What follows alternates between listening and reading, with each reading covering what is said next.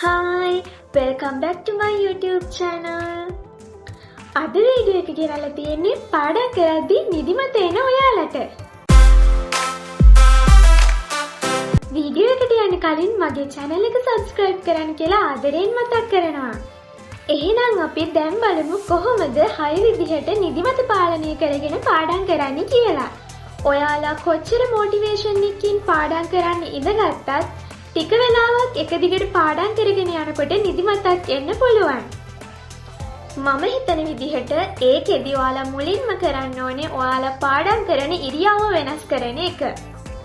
ඔයා පොත් මේස ළඟ ඉඳගෙන පාඩම් කරන කෙනෙක් වෙන්න පුළුවන්.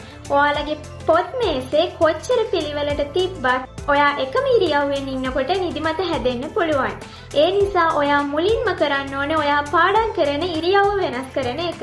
ඒකෙදි ඔයාට පුළුවන් පොඩ්ඩක් ඇවිද පාඩම් කරන්න. එහෙම නැත්නම් white board එකක් වගේ එකක් පාවිච්චි කරලා වෙනත් කාට හරි උගන්වනවා වගේ පාඩම් කරන එක.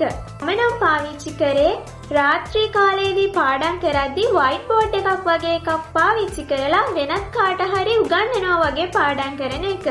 මේකෙදි ඔයා පොත් මේස ළඟට වෙලා එක දිගට පොත බලාගෙන පාඩම් කරනවට වඩා white board එකක් පාවිච්චි කරලා ඒකේ ඔයාට අවශ්‍ය ප්‍රධාන කරුණු ටික ලියලා ඔයා වෙන කෙනෙක්ට උගන්වනවා වගේ පාඩම් කරොත් ඔයාට නිදිමතක් එන්නේ නැහැ.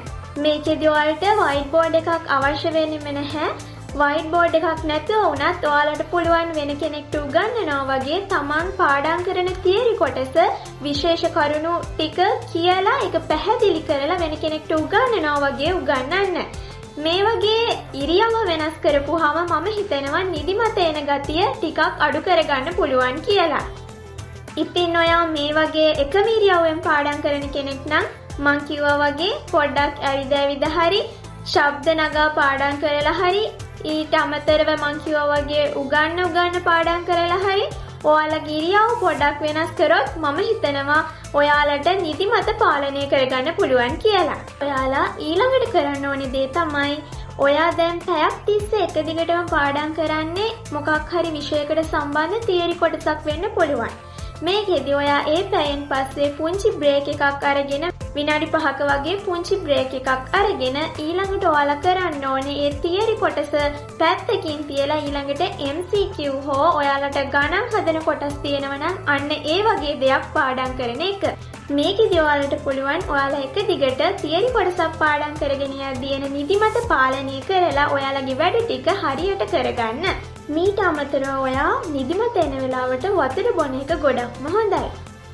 ඔයාගේ පාඩම් කරන පොත් මේසෙ උඩ වතුර බෝතලයක් තියාගෙන බොනවට වඩා මම නම් කියන්නේ ඔයා පොඩ්ඩක් නැගිටලා ගිහිල්ලා වතුර ටිකක් බීලා ඇවිල්ලා පාඩම් කරන එක තමයි ගොඩක්ම හොඳ. මොකද කියනවා නම් ඔයා අර එක දිගටම පාඩම් කරන ඉරියව්ව පොඩ්ඩක් වෙනස් වෙලා ඔයාගේ නිදිමත ගතිය පාලනය කරගන්න ඒකත් පොඩි උදව්වක් වෙනවා. මීට අමතරව ඔයාට නිදිමත එන වෙලාවට පොඩි ස්නැක් එකක් ඔයා කැමති පොඩි ස්නැක් එකක් try කරන්න. ඒ වගේම motivation music එකක් අහන්න වගේ පොඩි දේවල් try කරන්නත් පුළුවන්. ඒ වගේම ඔයා මම මේ කිව්ව දේවල් try කරන ගමන් ඔයා try කරන්න ඕනේ එකම වෙලාවකට නිදා ගන්න. ඒ කියන්නේ ඔයා පාන්දර 1-2 වෙනකම් පාඩම් කරන කෙනෙක් නම් ඔයා 2ට නිදා ගන්නවා නම් හැමදාම 2 වෙනකොට නිදා ගන්න try කරන්න ඕනේ. ඒකෙදි ඔයා අද 11ට නිදාගෙන හෙට ආපහු 2ට නිදාගන්න ඒ වගේ නෙවෙයි. හැමදාම එක දිගට පාන්දර 2ට නිදා ගන්නවා නම් 2ට නිදා ගන්න try කරන්න. මේක මුල් කාලේදී හරි අමාරුයි. හැබැයි සතියක් දෙකක් එක දිගට ඔයා කරගෙන යනකොට ඔයාට මේ දේ ඉබේම කරන්න පුළුවන් වෙනවා. එතකොට මේ වගේ ඔයා හැමදාම එකම වෙලාවකට නිදා ගන්න පුරුදු වුණාම ඒක ඔයාට පුරුද්දක් බවට පත් වෙනවා. එතකොට ඔයාට හැමදාම නිදා ගන්න පුළුවන් ඒ වෙලාවට තමයි. එතකොට ඔයාට ඒ වෙලාව අතරතුර නිදිමතක් එන්නේ නැහැ. ඔයාලට දැන් මං කලින් කිව්ව එක දෙයක්වත් හරි ගියේ නැත්තම් ඔයා ඉරියව්ව වෙනස් කරලා පාඩම් කරත් ඊට පස්සේ ඔයා උගන්වනවා වගේ පාඩම් කරත් ඔයා විෂය වෙනස් කරලා පාඩම් කරත් ඔයා අර තියරි කොටසක් පාඩම් කරලා MCQ එකකට මාරු වුණත් මේ කිසිම දෙයකින් නැත්නම් ඔයා වතුර ටිකක් බීලා ස්නැක් එකක් කාලා මොනවා හරි ඒ වගේ දෙයක් try කරලවත් කිසිම දෙයකින් හරි ගියේ නැත්නම් ඔයා කරන්න ඕනේ power nap එකක් දාන එක. power nap එකක් කියලා කියන්නේ ඔයාලා දැන් හොඳට කාලා හැම ඉද්දි නිදිමතක් එනකොට ඔයාලා විනාඩි 15ක් 20ක් නිදා ගන්නවා. ඊට පස්සේ නැගිටලා ඔයාලට පුළුවන් වොෂ් එකක් දාලා එහෙම නැත්නම් හොඳට ෆේස් වොෂ් එකක් පාවිච්චි කරලා හොඳට මූණ හොදගෙන ආයෙත් වැඩ පටන් ගන්න. මේකෙදිත් ඔයාලට පුළුවන් ඔයාලගේ නිදිමත ගතිය පාලනය කරගෙන ඔයාලගේ වැඩ ටික හොඳට කරගෙන යන්න. ඉතින් මම හිතනවා මම මේ කිව්ව පුංචි කාරණා ටික පාඩම් කරගෙන යද්දී නිදිමත එන ඔයාලට ගොඩක් වැදගත් වෙයි කියලා. ඔයාලා මේ වගේ ස්ටඩි කරගෙන යනකොට ගැටලු මතුවෙන්න පුළුවන්. ඒ වගේ ස්ටඩි ගැටලු මොනවා හරි තියෙනවා නම් පහළ කමෙන්ට් සෙක්ෂන් එකෙන් කමෙන්ට් එකක් දාන්නත් අමතක කරන්න එපා. එහෙනම් තවත් දවසක අලුත් වීඩියෝ එකකින් හම්බෙමු. ඔයාලට සුබ දවසක්.